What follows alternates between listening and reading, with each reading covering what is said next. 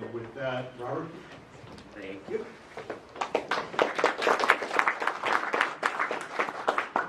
So first of all, it's not a talk about dinosaurs, but I will get there in a second. So background, as was previously mentioned, I'm with Motus Ventures.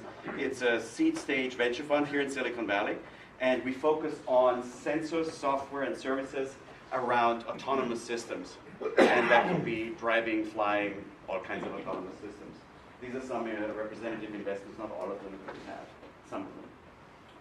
And as companies come up, I'll mention them in the talk as well. So, a little bit of geological history. About 500 million years ago, in the pink age here on Earth, everything around us is basically slime molds and bacteria and little nasty things like that. And then, for some reason, at this boundary here, conditions changed, and we suddenly had an explosion. Nature started experimenting a lot with body plans and 5 legs, 4 legs, 2 legs.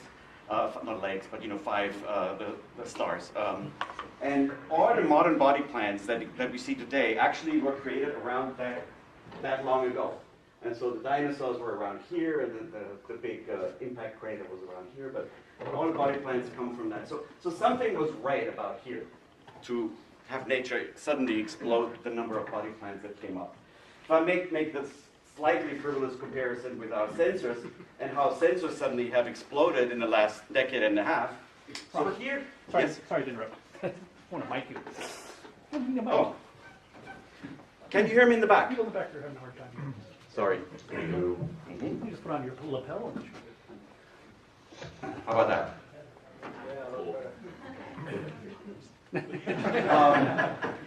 So we had the DARPA challenge in 2005, the first one. Where, was it 2005 that the first cars didn't actually leave? I think 2006 is when we had the first winners, right? There was only one laser module on all of those cars that looked at distance, and that was a sick industrial laser from Germany that prevents people from putting their hands in industrial presses that put down 10,000 pounds of force. The year afterwards, we had 2 Velodyne laser, and today we have over 90 companies that are building different kinds of lasers. So it's kind of an explosion. If you think about 10 years is not that long. Lots of companies have started, and it's not just in the lasers. I'll point out some other advancements as well. So what happened that made this transition similar to that, where suddenly we have an explosion of new creativity, new designs, new physics, new sensors, new packages? The conditions were right, I think. And so one is the demand side. There are a lot of new applications for autonomous systems, ADAS as well as autonomous systems, or assisted as well as fully autonomous systems. And I'll talk briefly about that in a moment. And the second is the supply side. This new world of machine learning and deep learning in particular, coupled with the substrate, the computing substrates we compute those things on, they have enabled lots of data to be processed in a way that wasn't possible before, and to get answers out of that data. And we are now at the stage where these algorithms, the machine learning algorithms, these networks, are outperforming anything that humans have written. So if you're a C programmer, like I used to be, I wrote my computer vision programs, completely obsolete. Not only that, these algorithms are getting so good they're actually beating the best humans, period. So pathologists that look at slides, for example, best around the world. Stanford has recently, Sebastian Thun actually, his group, has recently published a paper where they outperform most of the world's best pathologists in classifying cancer in those slides. So our brains, utility contributing to this, we're going to build the machines, but the machines are going to get better. So here are some examples of why there's the demand for this is growing. We have a lot of application areas, and oh, this matches up nicely. I didn't plan it that way. But you have people, packages, and goods, basically. And quite a lot of different application scenarios. Different speeds, inside, outside, with people close by, with other big machines close by. These have very different sensor requirements, as you can imagine. Some have to be very long range. If you're a truck going 70, 80 miles an hour, you have to have a long brake path in order to, and therefore a long sensor vision in order to be safe. If you're a little robot like that, you need to see small things very precisely at a short distance. So lots of different sensors are needed for these different application areas. And a lot of our autonomous systems have a lot of sensors on there. I won't be able to talk about all of these. The red ones we'll just leave out for today. I'll give you a sense of these, not to explain to you what a camera is. Obviously, you know that, and you probably know what the other ones are as well. But to give you a sense that in all these areas, there's innovation. So let's start with the ultrasound. This is a sensor. I love how this all works. This is ultrasound has been around for a long time. These are the little buttons you see at the back of bumpers in the front. And basically, when you back up, it goes beep, beep, beep, beep, beep, beep, beep, right? These are sensors that are very cheap. They're low cost, about $9 or something like that. They're very robust. They can go in a car wash, 120 psi water jet with soap, no problem. They're small.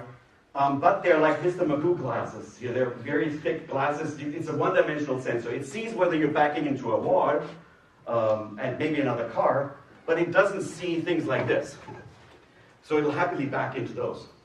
And if you have a valet parking, a self-parking Audi or something like that, you need to be able to see those things because otherwise your Audi is going to be crushed. So there's a new company, we're actually funding these guys, out of Germany, Munich, that are taking these ultrasound sensors and they're adding little microphones from smartphones and they're adding some code, software, to generate 3D point clouds from these ultrasound sensors at short range, so 0 to 5 meters. And the cost of the ultrasound sensor basically doubles from $9 to a whopping $18 or $20.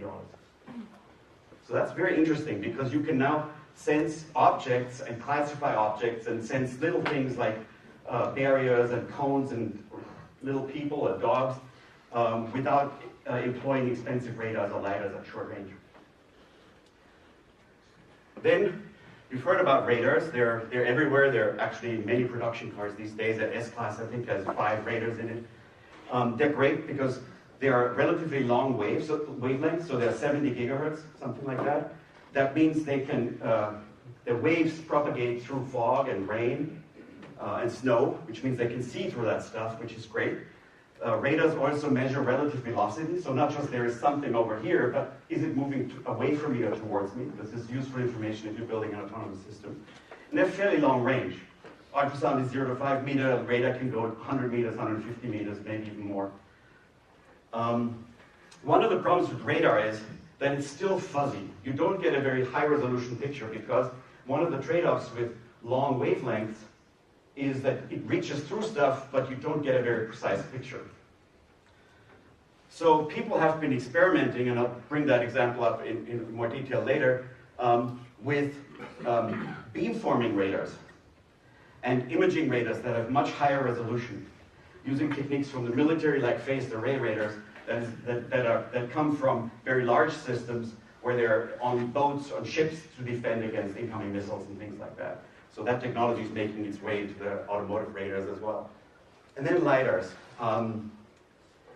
You've seen all these protrusions here. They are lidars. They started out with being spinning lidars. Basically, a motor spins a single lidar around. Then we have motors spinning multiple lidars around.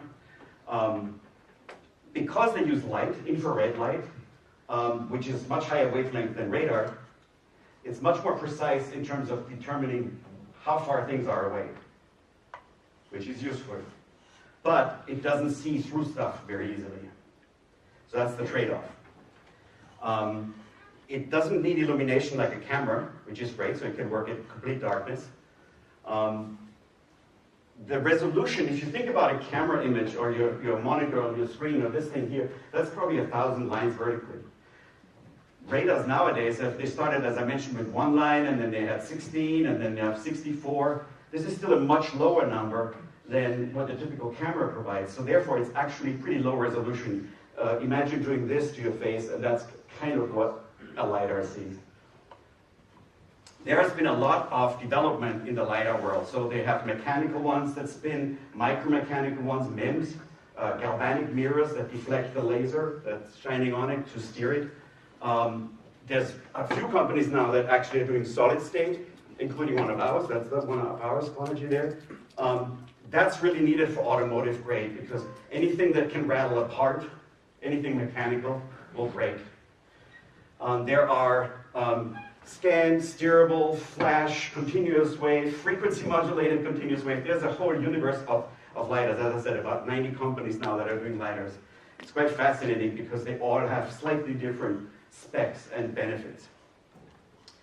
And lastly, the thing that we all know and think that's basically off the shelf and done with, cameras. They are dense RGB, lots of pixels. They're low cost, they're well understood, because our main sensing modality is vision for most people. We have developed a lot of algorithms around vision, so they are the most mature. Cameras can be very small. But even there, we have improvements to be made. So there are cameras now, for example, that have extremely high dynamic range, and they don't deliver a whole picture at a time, every 30 milliseconds, but that actually deliver just the pixels that have changed at about 1 million pixels a second. Much faster, so it does an edge detect or a change of intensity detect at per pixel level, very high dynamic range, and it delivers those pixels very, very quickly, which means low latency, which means better control algorithms. I'll come back to that a little later. Some of them are, doing stereo vision systems. These cameras that I just mentioned are called event-based cameras. So even in cameras, pretty well understood technology, there's a lot of innovation going on. And so because all these sensors have different advantages and disadvantages, it makes sense to have multiple sensor modalities combined in any autonomous system. Anybody who tells you we can do everything with one sensor is probably lying. Nature doesn't do it that way, and it's probably not a good idea for us to do it that way either, because different sensors have different fields of view, different ranges, different capabilities. And so almost everybody is developing autonomous systems, is developing sensor packages, not a single sensor system. And these sensors, there may be multiple types of sensors as well as multiple sensors themselves. So here's an example.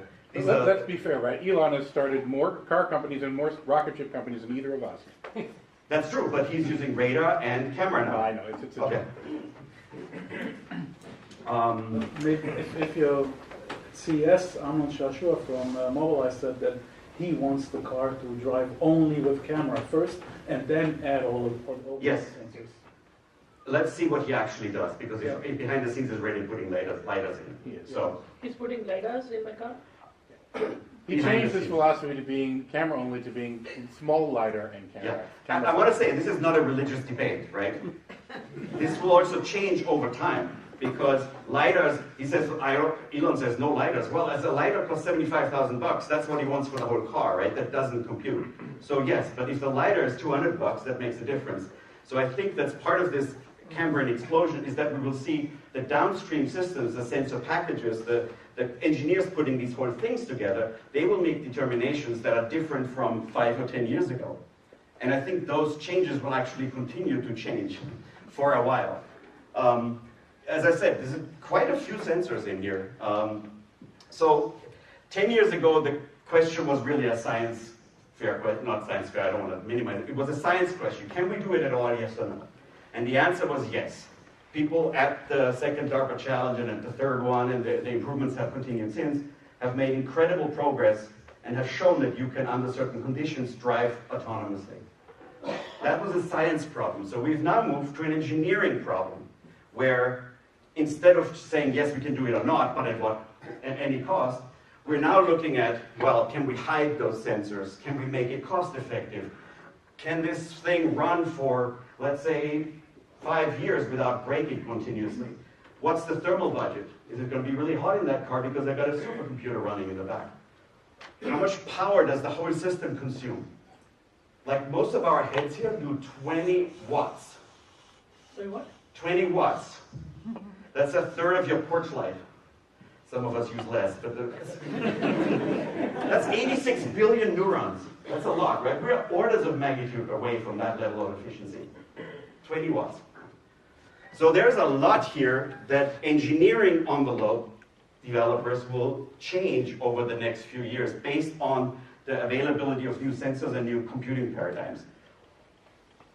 So, what are the challenges? Now, lots of challenges. Again, I'm just going to tickle your, hopefully, interest here with two. One is we have a lot of data. A lot of new sensors and a lot of data. This is different from 20 years ago when we had one expensive sensor and then a lot of computation behind it.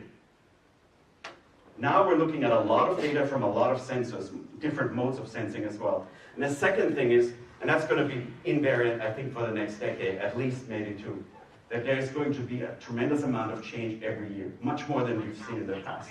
And so your engineering methodology and your algorithm development have to keep pace with that level of change. So how do we deal with that? I think the first one is increasingly we're looking at biology to be inspired. Biology uses a lot of sensing and relatively little computation, again, for some of us more than for others, but to make decisions very quickly.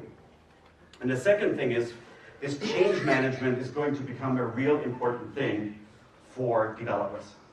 In the car world, change management from the mechanical engineering side is well understood, but now we're adding a huge new level of complexity in software, and the change management will evolve quite rapidly there. So this thing, which was everywhere, this fly sees 6 times faster than any of us, and it uses microwatts to do it. It's covered with about 80,000 sensors, which are connected very closely to its brain or to ganglia in between. And it's basically, this is a good quote here, flies might not be deep thinkers, but they can make good decisions very quickly. That's why they are so annoying, because they fly away. They do extremely good obstacle detection very fast, right? They have 5 eyes, they have lots of sensors on there. And I think this paradigm from going to a few sensors and very sophisticated software to lots of sensors and the software being very close to the sensor, that will be adopted more and more. So I'll give you here an example from our world. Okay, that was supposed to come out there because you ought to turn your heads to that speaker over there. Do me a favor and do that for a second. Thank you. So now because my didactics only work if you do that. So if you heard that sound over there and you turned your head, what actually happened was that your ear sensor was foveating towards where the sound came from, and then your eye sensor was fusing with the ear sensor and saying, okay, that's not actually a hawk over there that's going to attack me, that's just a Bluetooth speaker that obviously turned itself off. So we do this all the time, and I was a little bit off there with the timing, but forgive me. Next time the Bluetooth will be on. So we do the sensor fusion and foveation all the time. A little bit more about, so these are the engineering backgrounds, the new kinds of algorithms that we need to think about for this very data-rich environment. Here's some software, a deep neural network that's basically classifying what kind of things it sees in front of the car from a camera. And here's an arrow mode, right? These cars, you see them around, they're RV America, Cruise America. Well, it's a picture. And that picture, as far as the camera goes, is a building and sky and sign, but that's wrong. And so a camera alone would probably not classify that correctly. But if you have a radar that says, look, it's all moving away from us, it's not coming closer as we move. Or you have a LiDAR that says it's constantly, it is a flat thing. That's not a problem. So sensor fusion can actually disambiguate problematic areas. Here's another thing. You drive behind that, you know that's not a car coming at you, that's you in the reflection, right? But you have to make sure your software doesn't freak out when it sees that, because it'll hit the brakes really hard and the guy behind you smashes into you. This is also usually not a problem, unless you've been drinking, but this will confuse a camera-only system. But radar and LiDAR will actually say, no, it's fine. The road continues just fine. So then the other problem here is road gators, not these ones here. On our highways, we have a lot of these, and they absorb everything. They absorb infrared, they absorb radar, and so each individual sensor will say, that's probably noise, I don't see it. And each sensor pipeline will say, it's probably not there. Because sensor pipelines today are still built using vertical silos. So each sensor pipeline has the sensor, the processing for that sensor, and then says at the end an object list that says there's a car 50 meters ahead of us with that speed, there's a person 30 meters ahead of us crossing, and so forth. And it probably filters that out because it's too low of a signal, it might be too noisy. But if you have multiple sensors and you do early fusion of the different signals, they can actually reinforce each other and say, well, there is something there. That's a very different architecture than we see today. So now a little bit about foveation. Foveation is basically moving the sensor to where you think interesting things are happening. And so you can do that with beams. In this case, this is our company MetaWave that has a solid-state radar, and this package is about this size. that can steer beams, including multiple beams, and it can change the opening, the field of view of the beam. And so why is that useful? Here's an example. The single sensor here, the red beam is a wide field of view scanning beam, and if it finds something interesting, it says, oh, I need a tracking beam on the something interesting. And then it puts high resolution, narrow field of view tracking beams on the objects that are interesting. So you basically put more sensing where there's interesting stuff happening in the scene. Robert, how narrow are the beams? How narrow can They can go from 10 degrees to 1 degree on the radar. And in LiDAR, it's actually a lot less. It's 1 degree to 0.1 degree. Yeah. For a radar, that's actually very narrow. And I hope I don't overrun that. No, I have time. The current generation of radars works very differently. I'll give you a quick explanation of why that's a problem. So current radars shoot out energy in a cone. And then you have a lot of antennas that listen to the return signals. And the radar signals bounce around and eventually come back. And the antennas measure where the signals come back from first. And so you can kind of tell if a signal comes back from an object over there, antenna over here will see just a little bit before the antenna over here. So you can say the signal is being reflected from over there. Lots of math. Eventually you get out object lists at a particular distance and their speeds. The problem is if you have a radar that's, if you have a lot of these radars, you saw on the cruise car, I don't know, was it 21 or there was a lot of radars on that vehicle, some short range, some long range. They're all shooting out this energy kind of almost hemispherically, and they're receiving all the energy from everywhere. Now let's say we have 10 cruise cars and a bunch of Mercedeses and a bunch of other ones all shooting RF energy at 70 gigahertz into this space at an intersection, at red light, for example. There is going to be interference, and each radar is going to hear shh. That's not helpful, right? So the other thing that these beamformers, whether they're light or radar or sound, can do is they focus energy in one direction, and they listen only what's coming back from that one direction. Which means that the spatial duty cycle, in other words, where it's on, is much more narrow for these beamformers than for the other ones. And that's a good thing. And the second thing is because you focus all the energy in a narrow beam, you can now look further with the same amount of output energy. Two questions, like if I live in an apartment, there's no way my Wi-Fi works because there's a lot of collision. Do you think if almost every car is autonomous, and I'm in San Francisco, autonomous is totally useless because it will have all collisions with each other? I think the reason that MetaWave, this company, got funded, and it's funding at a good level, is because people are saying this is going to be an issue. So Toyota, Hyundai, Denso are in this because they go, this is going to be a problem. But this is just the beginning. It's not just this particular modality. We are at the moment still doing, can my vehicle do this? Not can I perform in an environment where everybody has 20 sensors of radar and 6 LiDARs and 12 cameras. Which consumes more energy for all things same, LiDAR or radar? That's very hard to compute. This is like comparing Indian food with Austrian food. All right, okay. It's a lot of taste involved, a lot of other parameters. Indian food is better. Indian food's better. Have you been to Austria? Many times. We'll have to meet for a duel outside later. So it's not just the sensors. Yes, sorry. Okay, is there any talk about how much energy these cars are now putting out as far as how it affects people? Yes. So the question was, how does the energy that all these cars output, because they're radiating, they're like Christmas trees, how does that influence people? That's a very good question. It's not just the other sensors that get influenced, it's also people. And to be quite honest with you, I think that's somewhat of an open book still, because each sensor has to be certified to be eye-safe, for example, and to be, not microwave our brains when we're out there. What happens when you have a lot of them in the same area is a question. I mean, mathematically, we can make arguments about, what the density of these sensors are, but sensors also fail. So when something that's eye-safe, when it rotates, stops rotating and starts beaming in one direction, it could. I think there's plenty of opportunity for unforeseen consequences. I don't want to be alarmist, but in London they built a building, a skyscraper with nice curves, and the curves for the 2 days that London has sun actually focused the light such that the cars, several cars down in specific parking lots started to melt. That was unforeseen. It was an easy fix, but it was unforeseen. That was another question. No.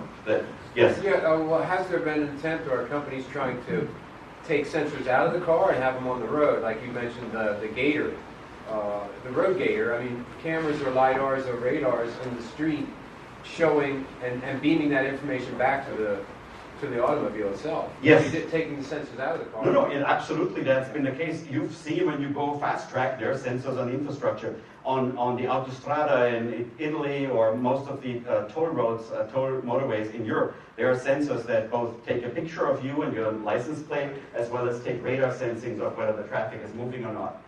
The problem with putting things in infrastructure here in America, I think, is that we're actually poor. You know, unless the Chinese buy more bonds, we can't afford a lot of stuff in infrastructure. And the problem is also we have a very large country. If you have in Japan, where a lot of the actual transportation infrastructure is very concentrated around the water, you can afford to put sensors in because each sensor is going to serve thousands of people, right? You put something on I-80 going up to Auburn or in the Mojave Desert, that you don't get that level of density and payback. So I think that's a challenge to put it in infrastructure here. Yes? There's the blinding. I'm getting a time. What is my time, Siegel? 10 minutes? 10 minutes, yeah. Okay, sure. You know what? I'll zoom through and then we'll do questions at the end. I'll try to be disciplined about how fast I go. I want to talk not just about foveated sensing, which is where the sensor moves around and gets to where interesting things are happening and then gets data back from there, but also foveated computing. So this is a very abstract version of a neural network. So you feed in a picture and then things happen, and in the end it says an Audi A7. And so this is obviously a very fast summary of what neural networks are. The problem is that you have lots of these. Each one of these is a simulated neuron, and lots of these get fired, and they get fired for the whole first layer, and then for the whole second, for the whole third. There's a lot of computation, which makes NVIDIA very happy. Nature doesn't do it like that. Nature actually says, well, if there's something interesting happening around here, then compute something around here and then around there and so forth. It's not a compute everything all the time. It's when something happens, when the sensor picks something interesting up, like a movement, or a color, or a flash, or a sound, again, if the set work, then that part of processing would be activated. So we have investigations now into not just convolutional neural networks, which is what you saw before, convoluting from one to the next level, but these called spiking neural networks, which are much more biologically inspired. And actually the chips underneath that support that type of computation are also becoming available now. So the challenge here is, and I'll make it a little quicker, how do we manage rapid, so we talk about engineering challenges, this is more organizational challenges. How do we manage rapid change while maintaining quality of our product and safety?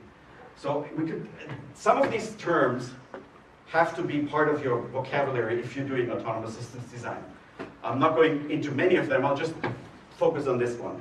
There's lots more to be said there. It's actually quite interesting from an organizational learning and change perspective. Simulation is really important. Why? Because things change all the time. Your code changes, your engineers change the code.